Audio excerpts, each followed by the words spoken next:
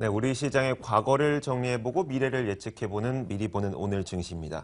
자, 지난주 코스피는 거의 1980선까지 올라서긴 했지만 약간 부족했죠. 과연 추가적인 상승 여력 얼마만큼 남아있는지 살펴보도록 하겠습니다. 동양증권 고윤기 연구원 연결돼 있습니다. 안녕하세요. 네, 안녕하십니까. 고인기입니다. 네, 지난 금요일 시장부터 정리해 주시죠. 네, 지난 금요일 시장은 뚜렷한 상승 모멘텀 없이 상승 마감을 했습니다. 시가총액 상위 종목들 중심으로 외국인의 강한 매수세가 지수 상승을 이끌어오면서 1980선 근접하게 끝났습니다. 외국인이 6거래일 연속 순매수 들어오면서 매도 강도가 둔화되는 모습을 보이면서 상승세를 보였는데요.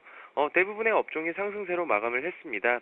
특히 시가총액 상위주들의 강세가 눈에 띄는 하루였고요. 최근 들어 지속적인 강세를 보이고 있는 태양광 관련주가 또다시 양호한 모습을 보여줬는데 업황 개선에 대한 기대와 함께 폴리실리콘 가격의 지속적인 상승의 호재로 상승 마감을 했습니다. 그리고 지난 연말부터 꾸준한 상승세와 성장성에 대한 기대를 보이고 있는 네이버가 금요일 시장에서도 강한 모습을 보였습니다. 또한 낙폭과대에 따른 밸류에이션 매력도가 부각이 된 증권 업종도 상승 마감을 했습니다. 그렇지만 모든 시가총액 상위 종목들이 양호한 모습을 보인 것은 아니었는데요. 업황 개선 지원과 함께 현대차의 현대제철에 대한 자동차 강판 단가 인하 가능성으로 철강 업종이 약세를 띠는 모습을 보였습니다. 코스닥 시장은 코스피 시장의 상대적인 견조로 쉬어가는 모습을 보이면서 소폭 하락 마감을 했는데요.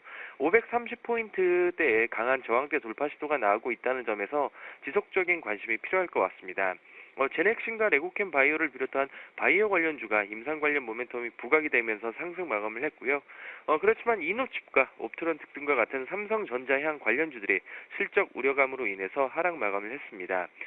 전반적으로 시장은 추세적인 매수를 속단하기는 어렵지만 코스피 시장에서의 외국인의 귀환 그리고 중소형주 대비 대형주가 밸류에이션 매력도가 높아졌다는 것을 감안했을 때 대형주들의 상승세가 나왔고 코스닥 시장에서는 530선이라는 대저항대라 볼 수 있는 530포인트의 안착 여부의 가능성이 점쳐지는 하루였다라고 보시면 될 것 같습니다.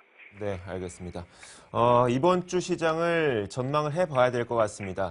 하지만 조금 전에 살펴봤던 것처럼 우크라이나발 긴장감이 계속 고조가 되고 있는 상황이고, 그리고 중국의 전인대와 정협에서는 연간 경제 성장률이 약간 하향 조정될 가능성도 높습니다. 이에 따라서 상승 여력이 얼마만큼 남아 있을까라는 생각이 들거든요. 이번 주 전망 어떻게 하십니까?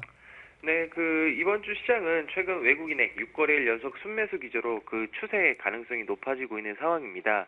그렇지만 단기 박스권 상단 도달과 함께 대외적인 리스크가 있는 상황이기 때문에 제한적인 상승이 기대되긴 하지만 최근 상승에 따른 조정과 함께 불확실성 대두에 따른 조정이 필요할 것 같습니다.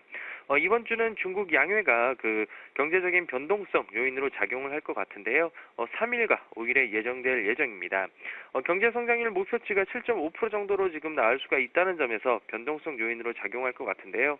물론 불확실성 해소라는 차원으로 놓고 본다면은 긍정적으로 판단해 볼 수는 있긴 하지만 지속적으로 지금 중국과 관련된 지표가 낮게 나온다는 점을 감안을 한다면 변동성 가능성도 배제할 수 없는 상황입니다. 또 다른 리스크는 바로 지정학적 리스크입니다. 이번 주 가장 뜨거운 감자로 예정되어 있는 우크라이나와 러시아의 군사 충돌 가능성인데요. 지금 유엔과 유럽연합 그리고 미국과 나토 등과 전 세계 정부가 지금 국제기구에서 우려감을 표하고 있는 상황인데 현재 우크라이나 같은 경우에는 예비군을 지금 동원이 완료가 된 상황이고 러시아는 상원회의에서 군사공격 허용을 한 상황이기 때문에 일촉즉발의 상황이라 판단이 되고 있습니다. 현재 이러한 가능성은 전반적으로 좀 낮게 판단해 볼 수 있는 상황이지만 아무래도 이러한 영향이 배제할 수 없다라고 보시면 될 것 같습니다. 그렇기 때문에 충돌 가능성을 배제할 수 없는 상황에서 이런 리스크는 충분히 투자 심리를 얼어붙게 할 수 있는 요인이기 때문에 예의주시할 필요가 높습니다. 경제 지표로 놓고 본다면 금일 10시 45분에 발표된 중국 HSBC 제조업 구매자 관리 지수가 단기 방향성을 결정할 것으로 판단이 되고 있는데요. 3일날 이제 새벽에 발표된 미국의 ISM 제조업 지표도 발표될 예정인데 한파 영향 등을 감안할 경우에 부진이 예상되는 상황이라서 큰 영향력은 없을 것으로 판단이 되고 있습니다. 여전히 박스권 장세가 예상되면서 강한 상승세를 보이는 종목 중에 매출의 안정성과 성장성을 보유한 종목 위주의 관심이 필요하고 시장 전체적으로는 외국인의 매수 가능성을 주목해 볼 필요가 있습니다. 현재 경기 민감주보다는 경기 방어주와 내수주 쪽으로 지속적인 관심이 필요할 것으로 판단이 되고 있고요. 5일에는 EU의 GDP 발표와 6일에는 미국의 연방정부 부의회 피셔 부의장의 연설, 그리고 EU의 기준금리 결정 등이 주요 이벤트로 판단해지고 있습니다. 네, 우리나라 증시의 박스권 움직임이 예상이 되고 있는 상황에서 오늘은 그래도 제한적인 상승이 나타날 수 있을 것 같습니다. 그렇다면은 오늘 시장에 좀 관심권에 둬야 할 종목들이 있다면 짚어주시죠. 예, 최근 들어서 그 정부의 경제 3개년 혁신 계획에 의해서 어느 정도 지금 주택시장이 조금씩은 살아날 그런 모습을 보이고 있는 상황인데요. 이런 상황에서 지금 그동안 강세를 보였기 때문에 어느 정도 차익 실현 매물이 나오고 있지만 아직 상대적으로 오지 못한 종목과 함께 밸류에이션 매력도가 높은 중소형 건설사를 관심 있게 보시면 좋을 것 같습니다. 서한과 동원개발을 필두로 한번 관심 있게 보시면 좋을 것 같고요.